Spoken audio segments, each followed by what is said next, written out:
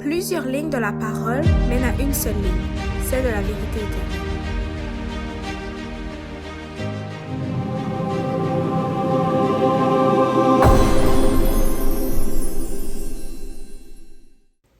Qu'est-ce que la marque de la bête?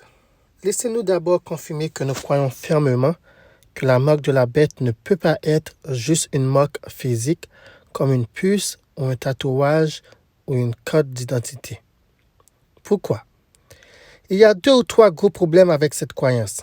Premièrement, dans Apocalypse 13, verset 14, il est dit que la séduction est impliquée dans cette affaire. Lisons. Apocalypse 13, verset 14 nous dit « Et elle séduisait les habitants de la terre par les prodiges qui lui étaient donnés d'opérer en présence de la bête. » Maintenant, où est la séduction en forçant les gens à prendre une marque physique comme une puce électronique? Satan est le grand séducteur et il ne va pas forcer les gens à prendre une marque physique. Il n'y a aucune séduction en cela, en quoi que ce soit. Et ce n'est pas ainsi la manière dont Satan opère. Le prochain problème avec cette croyance de la marque de la bête étant quelque chose comme une micropuce est le fait que n'importe quel gouvernement pourrait nous forcer une puce ou une carte d'identité ou un tatouage. Et nous ne pouvons pas être perdus pour quelque chose qui nous est imposé. Maintenant, ne vous méprenez pas. Je crois qu'un certain type de technologie comme une carte bancaire ou une carte d'identité sera utilisé en association avec la marque de la bête pour empêcher ceux qui refusent la marque d'acheter et de vendre. Mais en soi, la technologie ou toute marque physique ne peut pas être la marque de la bête. Alors, c'est quoi la marque de la bête? Apocalypse 14 nous donne un indice. Apocalypse 14, verset 12 nous dit « C'est ici qu'est la patience des saints. C'est ici que sont ceux qui gardent les commandements de Dieu et la foi de Jésus. » Maintenant, juste avant ce verset, le 3e ange explique que ceux qui prennent la marque de la bête recevront la pleine colère de Dieu.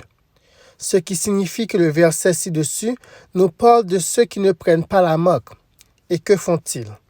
Ils gardent les commandements de Dieu et la foi de Jésus-Christ. Ainsi, la marque de la bête est une manière liée au commandement de Dieu.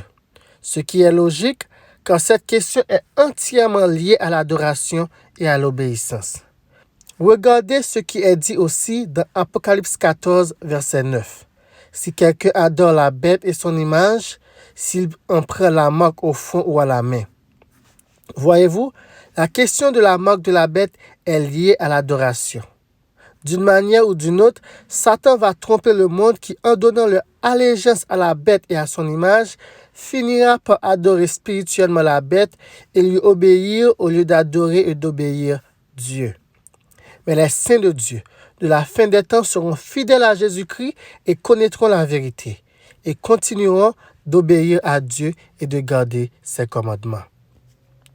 Qu'est-ce que les séducteurs avaient utilisé pour jeter Daniel dans la fosse au lion?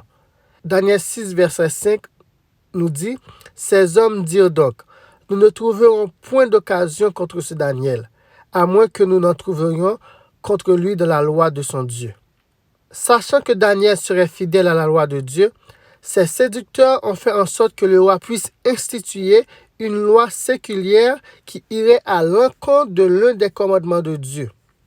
De la même manière, le royaume de la bête instituera une loi, marque de la bête, qui sera en opposition au commandement de Dieu et sera utilisée pour condamner le peuple de Dieu à la fin des temps. Alors, pouvons-nous identifier exactement qu'est-ce que la marque de la bête? Oui, mais nous devons d'abord savoir qui est la bête d'Apocalypse 13 pour savoir sa marque. Allons droit au but. La bête qui monte de la mer d'Apocalypse 13 est l'église papale de Rome, ce qui signifie que la marque de la bête est en fait cette marque de l'église catholique romaine. L'église catholique romaine a-t-elle fait quelque chose en rapport avec les commandements de Dieu qui pourrait être considéré comme sa marque? Oui, et cela a été prophétisé dans le livre de Daniel avec le pouvoir de la petite corne qui est encore l'église papale de Rome. Daniel 7, verset 27 nous dit « Il prononcera des paroles contre le Très-Haut. Il opprimera les saints du Très-Haut, et il espérera changer les temps et la loi. Et les saints seront livrés entre ses mains pendant un temps, des temps et la moitié d'un temps. Ainsi, l'Église catholique romaine penserait à changer le temps et la loi de Dieu. Est-ce qu'elle l'a fait? Oui. Si vous regardez les 10 commandements catholiques romains, vous verrez qu'ils ont modifié les commandements de Dieu. Ils ont abandonné le 2e commandement, ils l'ont enlevé et ils ont séparé le 10e commandement en 2. Et l'Église catholique romaine se vante que c'est elle qui a changé le sabbat hebdomadaire du 7e jour au 1er. Rappelez-vous, Daniel 7, verset 25 nous avait dit que la petite corne espérait changer le temps et les lois, pour lequel il n'y a aucune autorité biblique favorable à un tel changement. Jetez un coup d'œil aux citations suivantes concernant ce changement de sabbat. Par l'acte même de transférer le repos du sabbat au dimanche, ce que les protestants acceptent, en observant le dimanche, ils reconnaissent que l'Église catholique romaine a le pouvoir de prescrire des fêtes et de les ordonner sous peine d'anathème. Un abrégé de la doctrine chrétienne, page 58. Une autre citation nous dit « Bien sûr, le changement du sabbat au dimanche était son acte, et l'acte est une marque de son pouvoir ecclésiastique et de son autorité en matière religieuse. » Signé par H.F. Thomas, chancelier du cardinal Gibbons, dans une lettre datée du 11 novembre 1895. Catholic Record of London, Ontario, 1er septembre 1923 nous dit « L'Église est au-dessus de la Bible et ce transfert d'observance du sabbat en est la preuve. » Ce n'est pas le Créateur de l'univers dans Genèse 2, versets 1 à 3, mais l'Église catholique peut revendiquer l'honneur d'accorder à l'homme une pause dans son travail tous les 7 jours. C.S. Mona, Storia della Dominica, 1969, pages 366 et 367. Et le même livre nous dit à la page 31, « Il n'est pas encore trop tard pour que les protestants se rachètent. Le feront-ils?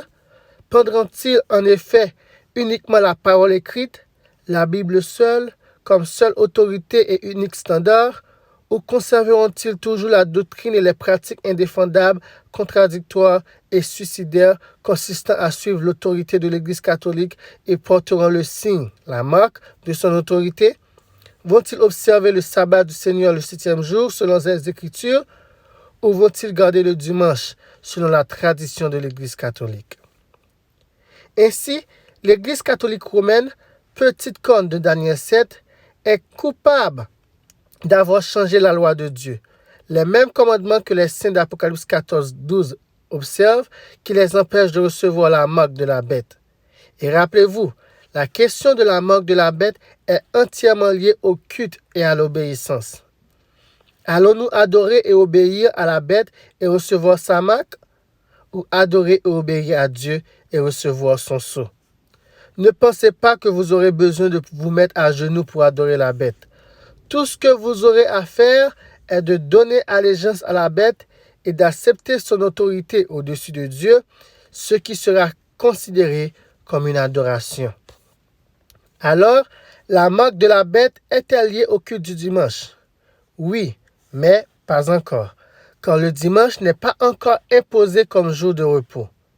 Mais l'Église catholique romaine, ainsi que de nombreuses autres églises et institutions, y compris des syndicats, militent activement pour qu'une loi du dimanche soit appliquée comme une journée de repos nationale et internationale. Et ceci est en opposition directe avec le repos du sabbat que Dieu a institué pendant la semaine de la création. Et cela place l'autorité de l'Église catholique romaine au-dessus de l'autorité de notre Père céleste, ce qui bien sûr est une abomination. Le 4e commandement concernant le sabbat du 7e jour est le seul commandement qui nous dit qui est celui que nous adorons. Il nous dit que nous adorons le Créateur du ciel et de la terre. C'est le commandement central qui relie Dieu à l'humanité.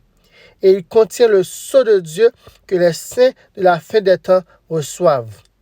Ainsi, quiconque accepte la loi du dimanche qui va être appliquée donnera son allégeance et son culte à la bête, à l'Église catholique romaine, au lieu de Dieu. Ensuite, ils seront marqués spirituellement de la marque de la bête, soit sur leur front, soit sur leurs mains. Le front représente le groupe de personnes qui prennent librement leurs décisions dans leur esprit et donnent leur loyauté à la bête, c'est-à-dire des chrétiens professant l'acceptation de l'autorité de l'Église catholique romaine. La main représente le groupe de personnes qui la suivent simplement à cause de la pression économique et leurs actions sont conformes à la marque de la bête, c'est-à-dire les non-croyants. C'est pourquoi il est dit qu'ils ont la marque sur le front ou la main. La loi du dimanche s'en vient. La loi du dimanche est vraiment mise en avant ces jours-ci. Et si vous regardez les pages de nouvelles sur la loi du dimanche, vous verrez que c'est un problème mondial, reçu à bras ouverts par la majorité des chrétiens de profession. Pourquoi? Parce qu'ils ont été séduits que le sabbat du 7e jour a été aboli ou remplacé par le sabbat du dimanche qui est la marque de Rome. Si vous acceptez la loi du dimanche qui sera bientôt appliquée, ou si vous restez affilié à l'Église catholique romaine et aux autres églises déchues de ce mouvement œcuménique, vous accorderez votre allégeance et votre adoration à la bête ou à son image. Veuillez tenir compte de l'avertissement du 3e ange d'Apocalypse 14. Versets 9 à 11. Et un 3e ange les suivit et disait d'une voix forte, « Si quelqu'un adore la bête et son image, et s'il prend la marque au front ou à la main, celui-là boira aussi du vin de la colère de Dieu, qui sera versé pur de la coupe de sa colère, et il sera tourmenté dans le feu et dans le soufre en présence des saints anges et de l'agneau. Et la fumée de leur tourment montera au siècle des siècles. Et ceux qui auront adoré la bête et son image, et qui auront pris la marque de son nom, n'auront aucun repos, ni le jour, ni la nuit. » S'il vous plaît, découvrez la vérité sur le sabbat de la Bible et ne recevez pas la marque de la bête. Au lieu de cela, soyez l'un des saints des temps de la fin en observant les commandements de Dieu, y compris le commandement du sabbat et la foi en Jésus-Christ. C'est ici qu'est la patience des saints. C'est ici que sont ceux qui gardent les commandements de Dieu et la foi de Jésus. Apocalypse 14, verset 12. Que le Seigneur vous bénisse. Merci d'avoir écouté cette vidéo. Pour plus de contenu, abonnez-vous sur notre site internet. Il est également possible pour vous de nous suivre sur notre page Facebook et de nous contacter par email.